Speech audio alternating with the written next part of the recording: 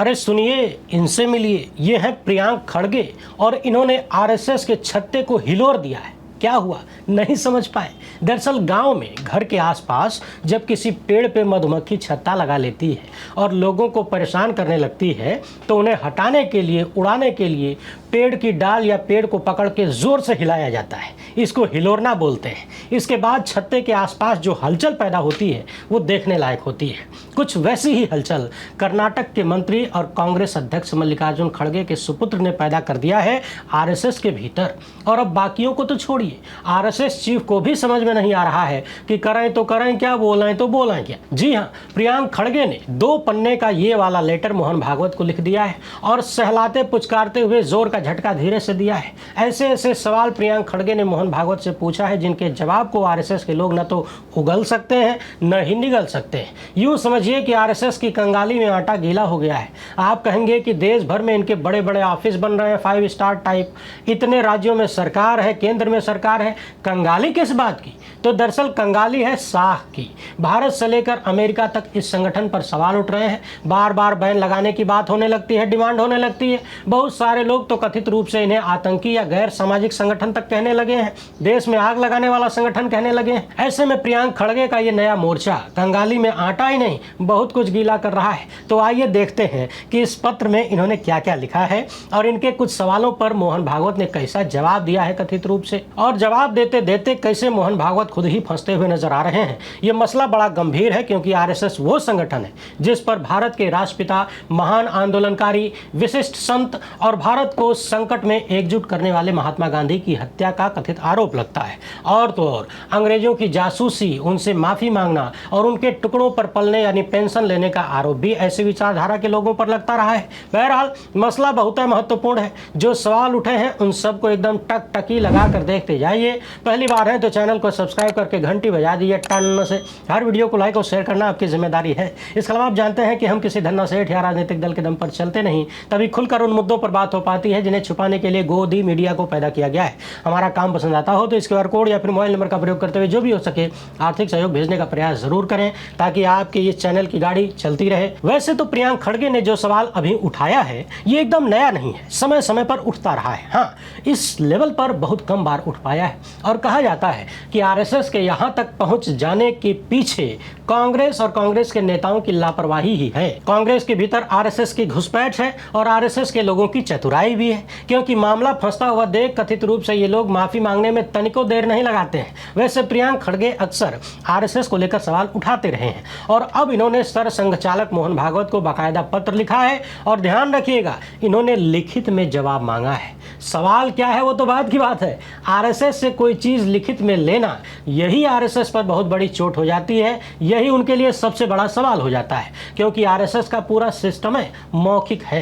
देश की आजादी के दशक में ही 2 प्रमुख नेताओं पंडित नेहरू और सरदार पटेल और उस वक्त की सरकार ने बार बार आरएसएस की गतिविधियों पर सवाल उठाया। दिसंबर 1948 में होम मिनिस्ट्री नोट में पता चलता है कि पंडित नेहरू कहते हैं कि आरएसएस सत्याग्रह शब्द का इस्तेमाल कर रहा है लेकिन उसे गांधीवादी सत्याग्रह की भावना से कोई लेना देना नहीं है और आरएसएस का सत्याग्रह दूसरे कामों पर पर्दा डालना हो सकता है। आरएसएस मूल रूप से गुप्त फंक्शन करने वाला संगठन है। सार्वजनिक रूप से जो कहता है उसका संबंध उसके गुप्त कार्यों से बिल्कुल नहीं होता।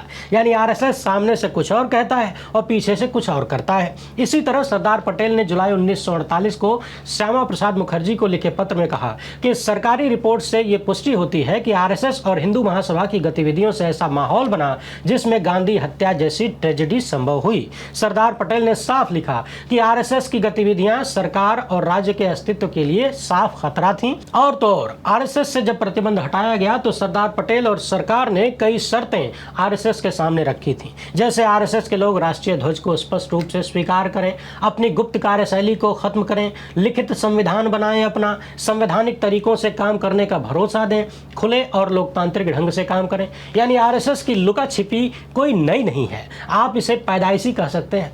आज़ादी के पहले से ही इनकी गतिविधियों, इनकी बातों और इनकी भावनाओं और तो और और इनके मौखिक सिस्टम पर सवाल उठता रहा है।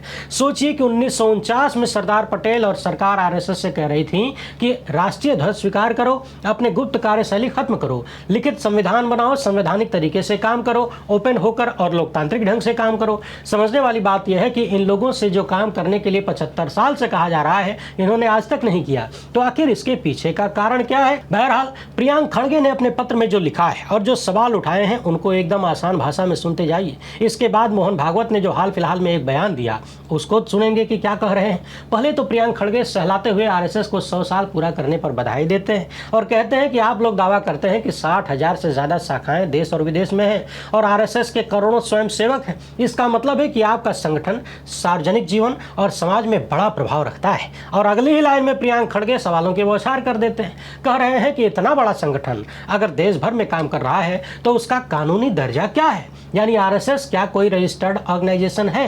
क्या कोई लीगल एंटिटी है? क्या ये कोई बॉडी ऑफ इंडिविजुअल्स है? अगर फॉर्मल रजिस्ट्रेशन नहीं है तो किस कानून के तहत बिना रजिस्ट्रेशन के इतना बड़ा संगठन चल रहा है? प्रियांक खड़गे ने अपने पत्र में कई आंकड़े भी दिए, खासकर कर्नाटक को लेकर। लिखते हैं कि कर्नाटक में आपकी रोजाना 4,127 शाखा लगती है, 1,389 साप्ताहिक मिलन होता है और हर महीने 60 मंडली होती है। आरएसएस के पब्लिक मोबिलाइजेशन को लेकर भी इन्होंने लिखा है कि कर्नाटक में आरएसएस ने करीब 194 समाजोत्सव किए हैं। इसमें 19,61,000 से भी ज्यादा लोगों ने शिरकत किया। 562 रूट मार्च आपने आयोजित किए 2.5 से 3 किलोमीटर के, और इन सब में 2,21,000 से भी ज्यादा वर्दीधारी आरएसएस के लोगों ने हिस्सा लिया। तो खड़गे कहते हैं कि इतने बड़े स्केल पर पब्लिक मोबिलाइजेशन, रूट मार्च और यूनिफॉर्म्ड एक्टिविटीज को प्राइवेट या इनफॉर्मल अरेंजमेंट नहीं माना जा सकता। प्रियांक खड़गे का कहना है कि जब कोई संगठन इतने बड़े पैमाने पर पब्लिक लाइफ में काम करता हो तो उससे कुछ सवाल पूछे जाने चाहिए। इसलिए मैं भी आपसे पूछ रहा हूं कि आपका लीगल स्टेटस क्या है, आपकी जिम्मेदारी और जवाबदेही कैसे तय होती है, आपके जो आर्थिक मामले हैं उसकी ट्रांसपेरेंसी क्या है। और आप दर्शक ही सोचिए, 10-20 लोगों को एक जगह जुटाना, उनके उठने बैठने की व्यवस्था करना, चाय पानी नाश्ता कराना, इन सब में कितना खर्चा हो जाता है।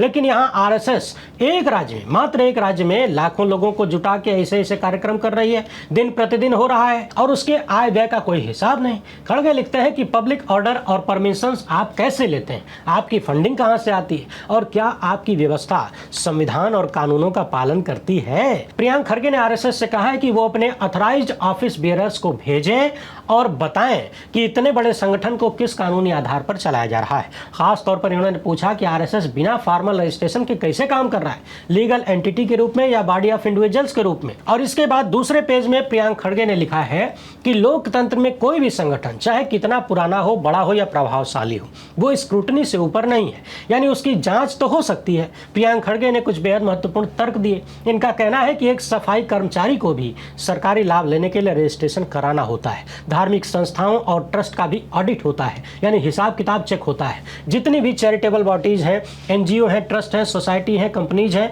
उन सबको अपने स्ट्रक्चर, अपनी गतिविधियों और अपने फाइनेंस और अपने इनकम सोर्स को डिस्क्लोज करना पड़ता है। इसलिए आरएसएस को भी अपनी जानकारी सार्वजनिक करनी चाहिए। मीडिया के माध्यम से भी प्रियांक खड़गे लगातार सवाल कर रहे हैं कि जिस देश में ठेले खोमचे वाले तक को रजिस्ट्रेशन कराना जरूरी है, उस देश में आरएसएस जैसा बड़ा संगठन बिना रजिस्ट्रेशन के क्या कर रहा है, इनके पास आय का स्रोत क्या है। वैसे आप लोग भी जरा दिमाग लगाइए कि देश की राजधानी में इतना बड़ा आरएसएस का नया ऑफिस बना है और पिछले कुछ सालों में यह संस्था जहां से जहां पहुंची है, भाजपाई सत्ता आने के बाद, अमृतकाल के बाद, उन्हें देखकर सवाल तो पैदा होता है। अब जरा सुनिए कि प्रियांक खड़गे ने आरएसएस से कौन कौन सी जानकारी मांग लिया है। इन्होंने कहा है कि आरएसएस का लीगल स्टेटस और संगठनात्मक स्ट्रक्चर क्या है हमें बताइए, और हमको मत बताइए, देश को बताइए। आपके ऑफिस बियरर्स यानी कौन किस पद पर काम करता है, क्या काम करता है, जिम्मेदारी और जवाबदेही क्या है, आपके अधिकृत रिप्रेजेंटेटिव की पूरी डिटेल हमको दीजिए। आपको कहां से डोनेशन मिलता है, कैसा कंट्रीब्यूशन होता है और आपके इनकम का सोर्स क्या है वो भी बताइए। आपका खर्चा और आपकी संपत्ति की डिटेल हमें दीजिए। क्या एप्लीकेबल टैक्स कानून के हिसाब से दिए जा रहे हैं, बिना फॉर्मल रजिस्ट्रेशन के एक्टिविटी चलाने का लीगल बेसिस आपका क्या है। इतने बड़े स्केल पर बिना पब्लिक अकाउंटेबिलिटी के काम करने का संवैधानिक या स्टैट्यूटरी बेसिस क्या है। पब्लिक इवेंट्स करने के लिए, सड़क पर मार्च निकालने के लिए, भीड़ जुटाने के लिए आप जो परमिशंस लेते हैं, इन सब का मैकेनिज्म क्या है, उसकी डिटेल डिटेल दीजिए। खड़गे ने लिखा है कि आरएसएस अक्सर राष्ट्रवाद, अनुशासन और कर्तव्य की बात करता है, इसलिए आरएसएस को खुद ही पारदर्शिता, कानूनों के पालन और भारत के संविधान के प्रति सम्मान दिखाना चाहिए। इस बीच आरएसएस प्रमुख का एक वीडियो भी सामने आया, जिसे प्रियांक खड़गे ने एक्स पर शेयर करते हुए फिर से कई सारे सवाल दाग दिए। पहले तो इन्होंने बताया कि कुछ लोग इस वीडियो को मेरे सवालों के जवाब के रूप में प्रस्तुत कर रहे हैं, लेकिन ये झूठ है। मैंने अपना लेटर 15 जून को भेजा और सोशल मीडिया पर डाला, जबकि ये वीडियो 13 या 14 जून की है। इस वीडियो को साझा करते हुए प्रियांक खड़गे लिखते हैं कि मैं साफ कर देना चाहता हूं कि आरएसएस को सांस्कृतिक संगठन बनने का पूरा अधिकार है। वो खुद को सांस्कृतिक संगठन कहते हैं, तो फिर उसका सामाजिक और राजनीतिक असर इतना बड़ा कैसे हो सकता है? यानी सांस्कृतिक संगठन का असर सामाजिक और राजनीतिक रूप से इतना बड़ा कैसे हो सकता है? उसका असर तो सांस्कृतिक क्षेत्र में होना चाहिए। एक तरफ आरएसएस कहता है कि उसका कोई पॉलिटिकल एजेंडा नहीं है, दूसरी तरफ बीजेपी उसे अपना आइडियोलॉजिकल पेरेंट मानती है। खड़गे का कहना है कि बीजेपी खुद आरएसएस को अपनी विचारधारा का स्रोत मानती है। बीजेपी की पॉलिटिक्स, कैडर, ट्रेनिंग और आइडियोलॉजी पर आरएसएस का असर दिखता है। अब सवाल यह है कि अगर आरएसएस का बीजेपी और पब्लिक लाइफ पर असर है, तो वो कैसे कह सकता है कि उसका कोई पॉलिटिकल रोल नहीं? मैंने आरएसएस को लिखित पत्र भेजकर कानूनी सवाल पूछे हैं, लेकिन आरएसएस की तरफ से ये माहौल बनाया जा रहा है कि जवाब देने की जरूरत नहीं है। अगर आरएसएस इतना बड़ा संगठन है, तो वो जनता और कानून के सामने जवाब देने से क्यों बच रहा है? आरएसएस को फंडिंग कहां से होती है, कितना पैसा आता है, कौन देता है, क्या उसका कोई हिसाब किताब है? क्या विदेशों से भी इनकी फंडिंग होती है? आरएसएस की संपत्ति कितनी है? आखिर आरएसएस अपने हिसाब किताब को देश के सामने क्यों नहीं रखता? जबकि आरएसएस की और आरएसएस से जुड़े लोगों की सुरक्षा, प्रोटोकॉल, वो सब कुछ देश की जनता के टैक्स के पैसे से चल रहा है। जब आरएसएस टैक्स पेयर फंडेड सुरक्षा और प्रोटोकॉल लेता है, तो जनता को क्या उसके लीगल स्टेटस और जवाबदेही के बारे में जानने का अधिकार नहीं है? अगर आप सरकारी सुविधा ले रहे हैं, तो पब्लिक अकाउंटेबिलिटी भी होनी चाहिए। यानी सोचिए कि जनता के टैक्स के पैसे से सुरक्षा लेके घूमेंगे, भौकाल बनाएंगे, तमाम सुविधा लेंगे, लेकिन जनता को अपने काम और अपनी आर्थिक गतिविधियों, अपने लेन देन की जानकारी नहीं देंगे। खड़गे ने लिखा है कि यह तर्क देना बिल्कुल गलत है कि किसी धर्म को रजिस्टर नहीं किया जा सकता, इसलिए आरएसएस को भी रजिस्ट्रेशन की जरूरत नहीं है, क्योंकि आरएसएस कोई धर्म नहीं है। आरएसएस सिर्फ 100 साल पुराना संगठन है और वो हिंदू धर्म का ऑफिशियल रिप्रेजेंटेटिव भी नहीं है, इसलिए धर्म की आड़ में रजिस्ट्रेशन से बचने का तर्क गलत है। इन्होंने ये भी पूछा है कि क्या आरएसएस खुद को हिंदू धर्म का रिप्रेजेंटेटिव मानता है? अगर हाँ, तो किस अधिकार से? अगर नहीं, तो फिर धर्म का हवाला देकर रजिस्ट्रेशन से छूट क्यों मांगता है? खड़गे लिखते हैं कि आरएसएस के सांस्कृतिक, सामाजिक, राजनीतिक या लीगल एक्टिविटीज करने से कोई दिक्कत नहीं। आप चाहे स्कूल चलाइए, सेवा संगठन चलाइए, थिंक टैंक चलाइए, संगीत अकादमी चलाइए, जो मन चाहे वो करिए, लेकिन कानून के दायरे में और ट्रांसपेरेंसी के साथ करिए। और खड़गे ने यह सवाल भी उठाया है कि आरएसएस अपने कार्यालय के पदाधिकारी या फिर बड़े पदों पर बैठे लोगों को भेजकर हमें क्यों नहीं समझाता कि उनका लीगल बेसिस क्या है? यानी यहाँ वहाँ टीवी पर बयानबाजी क्यों कर रहे हैं? जवाब तो डॉक्यूमेंट और कानून के आधार पर होना चाहिए। आपको बता दें कि इस वीडियो में मोहन भागवत कहते हैं कि आरएसएस किसी सवाल का जवाब देने के लिए बाध्य नहीं है। अब सोचिए कि ये कितनी गंभीर बात है कि आप दुनिया के सबसे बड़े लोकतंत्र में इतना बड़ा संगठन चला रहे हैं, बड़ी बड़ी ऑफिसेज बनाकर रखे हैं, राजनीतिक रूप से इतना इन्फ्लुएंस रखते हैं। कहा जाता है कि अमृत काल में सरकारों में भाजपाई नेताओं से ज्यादा आरएसएस के लोगों की चलती है, लेकिन आप सवालों के जवाब नहीं देंगे। यहाँ तो कहानी वैसे ही नजर आ रही है कि पीएम केयर फंड में चंदा तो सबसे लेंगे, भारत से भी और चीन से भी, अमीर से भी, गरीब से भी, प्राइवेट कर्मचारी से भी, सरकारी से भी, और सरकारी वालों के खाते से तो यूं ही उड़ा देंगे, लेकिन जब हिसाब देने की बारी आएगी तो कहेंगे कि हमसे ना हो पाएगा। खड़गे ने यह भी पूछा है कि लोकतंत्र में क्या कोई संगठन ये कह सकता है कि मैं जनता, कानून और सरकार को जवाब नहीं दूंगा?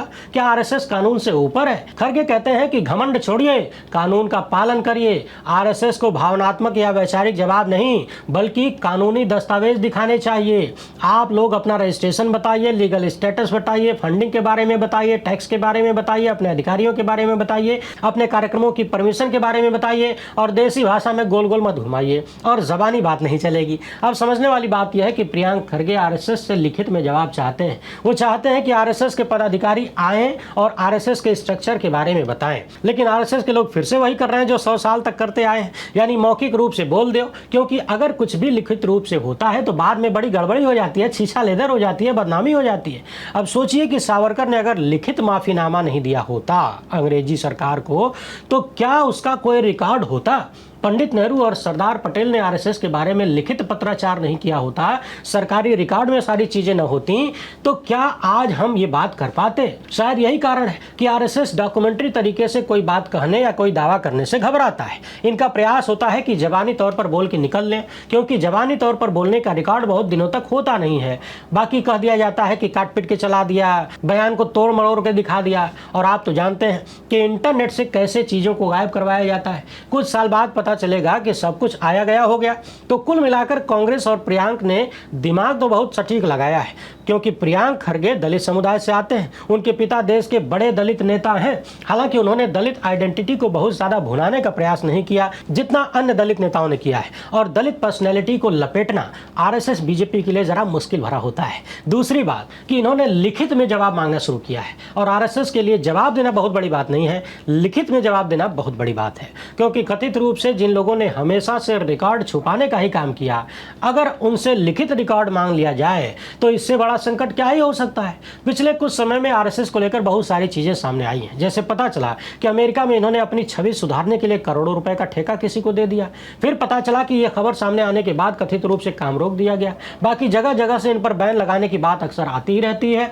अब सवाल यह पैदा होता है कि जो खुद को परम राष्ट्रवादी, बहुत बड़ा अनुशासित और दायित्व को निभाने वाला संगठन बताते हैं, वो लोग संविधान के अनुशासन का पालन क्यों नहीं करते? जो संविधान और कानून का पालन न करें, वो भी अपने ही राष्ट्र के संविधान कानून का पालन न करें, वो राष्ट्रवादी कैसे हो सकते हैं भाई? और देश के प्रति अगर आप जवाबदेह नहीं हैं तो आप दायित्व निभाने वाले कैसे हो गए?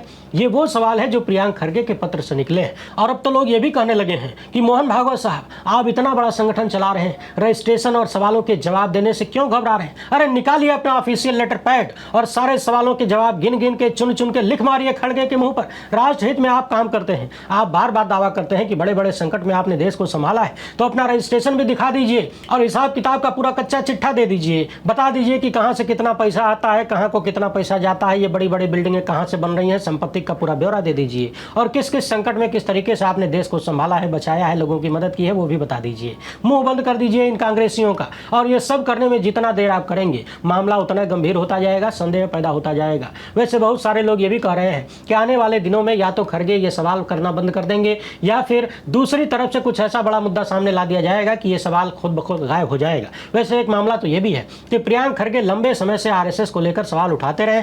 कर्नाटक चुनाव से पहले भी कई उग्रवादी संगठनों पर बैन लगाने की बात इन लोगों ने कहा था, लेकिन चुनाव जीतने के बाद माहौल बदल गया। सवाल है कि कर्नाटक में हाल ही में चुनाव होने वाले हैं, जब तक वहां कांग्रेस की सरकार है, अगर तब तक इन्होंने कार्रवाई नहीं किया तो फिर ये बातें, ये मुद्दे फिर से गायब हो जाएंगे। और जिस राज्य में आरएसएस को लेकर सवाल उठ रहे हैं, सोचिए कि वहां बीजेपी आरएसएस कितनी बौखलाहट में सरकार बदलने की कार्रवाई में लगे होंगे, अगला चुनाव जीतने की कार्रवाई में लगे होंगे। और एक बार यदि कर्नाटक से कांग्रेस की सरकार चली गई तो फिर खड़गे ऐसा लेटरों नहीं लिख पाएंगे, सवाल पूछना, कार्रवाई करना तो बहुत दूर की बात है। तो एक महत्वपूर्ण बात यह भी है कि सवालों से आगे भी बढ़िए हुजूर, इससे पहले कि सवाल पूछने की हालत में न रह जाएं। वीडियो पसंद आई हो तो ज़्यादा से ज़्यादा लोगों तक पहुँचाएं। पहली बार है तो चैनल को सब्सक्राइब कर लीजिए। हमसे जुड़ने के लिए बहुत बहुत धन्यवाद। जय हिंद।